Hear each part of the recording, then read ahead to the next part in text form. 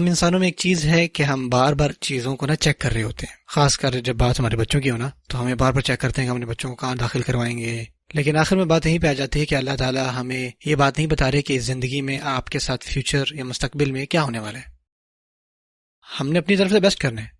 لیکن آخر میں جو بھی ہم قدم اٹھاتے ہیں یہ سب کا سب اللہ تعالیٰ پر ہمارا توکل ہے۔ ہم صرف اور صرف اللہ تعالیٰ پر ہی بھروسہ کرتے ہیں، کیونکہ ہو سکتا ہے کہ آپ کے پاس دنیا کا سب سے بہترین پلان ہو لیکن چیزیں پھر بھی ویسی نہ ہو جیسے آپ نے سوچی ہو، یا بعض اوقات آپ نے کوئی بھی پلان نہیں بنایا تھا لیکن ساری چیزیں جو ہیں وہ صحیح ہوتی جا رہی ہیں۔ یہ بھی ہوتا ہے اور یہ ہوا ہے، اور اس طرح کے بہت سارے واقعات آپ کو قرآن مجید میں اور احادیث میں ملتے ہیں جہاں آپ دیکھتے ہو کہ یار یہ چیز تو لگتا ہے کہ نہیں ہوگی۔ جیسے موسیٰ علیہ السلام کو شروع میں ایک ٹوکری میں جب اس دریا میں بہایا گیا تو اگر دیکھا جائے تو یہ کسی قسم کا پلان تو نہیں لگتا آپ کو، لیکن اللہ تعالیٰ نے اسی ذریعے سے کس طرح فرعون کا جو ملک ہے وہ ختم کیا، پورا کا پورا امپائر ختم ہوا۔ اور یہ سب تب ختم ہوا جب اللہ تعالیٰ نے ارادہ فرمایا کہ ایک بچہ جو ہے اس ٹوکری میں رکھا جائے گا اور اس کو پانی میں بہایا جائے گا۔ اللہ تعالیٰ کے اپنے طریقے ہیں جس طرح سے وہ چیزیں فرماتے ہیں، لیکن اس کی منفی سائیڈ اگر ہم دیکھیں تو اس طرح کے بھی لوگ ہیں، اور اکثر یہ والدین سوال کر رہے ہوتے ہیں، ہمیشہ ہی پریشان ہوتے ہیں کہ وہ اپنی جو اولاد ہے ان کو صحیح سے تربیت کرنا چاہتے ہیں، ان کو ساری چیزیں صحیح سے پتہ ہونی چاہیے، ہم نے میک شور کرنا ہے کہ یہ اچھے مسلمان بنے، ہمیں ان کو بتانا نہ پڑے۔ اور بہت ساری چیزیں آپ سنتے ہو کہ یار وہ فلانے کے بچے کے ساتھ کیا ہوا اور وہ خراب ہو گیا، اور پھر آپ کو ایسے بھی لوگ ملتے ہیں جو کہیں پہ ملے تو کہتے ہیں یار ہم نہیں چاہتے کہ ہمارے بچے بھی وہ زبیر صاحب کے بچوں کے جیسے ہو جائیں۔ اس طرح کی باتیں سننے کو ملتی ہیں، سنتے ہیں اکثر عید پہ یا اکثر گیدرنگز پہ۔ یہ بات جو میں آپ سے شیئر کرنا چاہتا ہوں یہ ہے کہ ایک طرف آپ دیکھتے ہیں کہ بچے جو ہے وہ اتنے اچھے نکلتے ہیں at the end of a day, جبکہ ان کے پاس کوئی پیرنٹل فگر بھی نہیں ہوتا۔ جیسے آپ یوسف علیہ السلام کا قصہ اٹھا کر دیکھیں،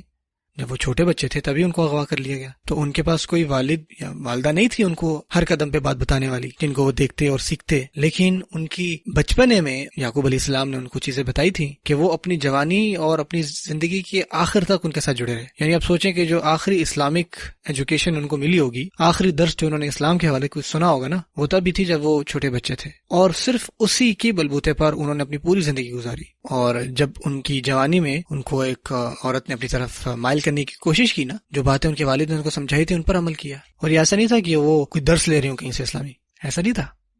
کیونکہ آپ جب کہانی صحیح سے پڑھتے ہیں وہ قصہ تو وہ یہ پتہ لگتا ہے کہ جو عزیز جن کے گھر میں یوسف علیہ السلام تھے وہ بھی کوئی مذہبی نہیں تھا، ٹھیک ہے، اس کے بھی کردار میں بہت ساری جو ہیں وہ چیزیں ایسی تھیں جو کہ ناقابل برداشت تھیں، اور جو اس کی عورت تھی اس کی تو بات ہی پھر الگ ہے۔ یعنی جس ماحول میں یوسف علیہ السلام تھے ان کو کہاں سے اسلامک گائیڈنس ملتی؟ لیکن سورہ یوسف کی آپ شروع میں یہ بات پڑھتے ہیں کہ کس طرح سے ان کے والد یعقوب علیہ السلام نے اتنی چھوٹی سی عمر میں ان کی اتنی پرورش کی۔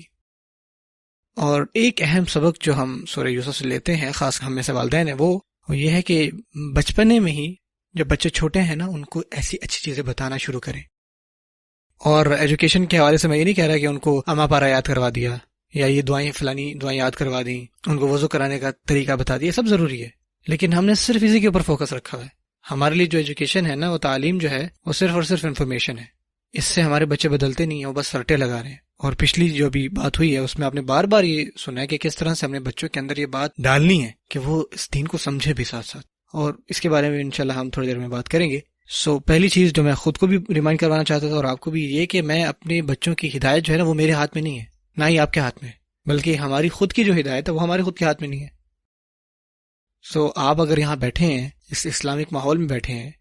ہم کچھ دین کے بارے میں کچھ چیزیں سیکھنا چاہ رہے ہیں بیٹھ کے سارے کے سارے، یہ اس وجہ سے نہیں کہ آپ کی بہت ہی کوئی مذہبی قسم کی پرورش ہوئی تھی۔ آپ میں سے بہت سارے ایسے لوگ یہاں بیٹھے ہوئے ہیں جنہوں نے اپنی جوانی میں اپنی عمر میں بہت بڑی بڑی چیزیں کی ہوں گی، اور اگر آپ اپنی زندگی کو واپس دیکھیں نا تو آپ کو کوئی ایسی چیز نہیں ملتی کہ جس سے آپ یہ کہہ سکیں کہ اچھا میں یقین کر سکتا ہوں کہ میں اپنی زندگی کے آخر میں جو ہے وہ ہدایت یافتہ ہو جاؤں گا۔ یہ تو اللہ تعالیٰ کی طرف سے تحفہ ہے جو اللہ تعالیٰ نے آپ کو دیا، ہم سب کو اس چیز کا شکر ادا کرنا چاہیے، لیکن اس سب کے ساتھ ساتھ ہمیں اپنی طرف سے جو ہماری کوششیں ہیں نا وہ جاری رکھنی ہے۔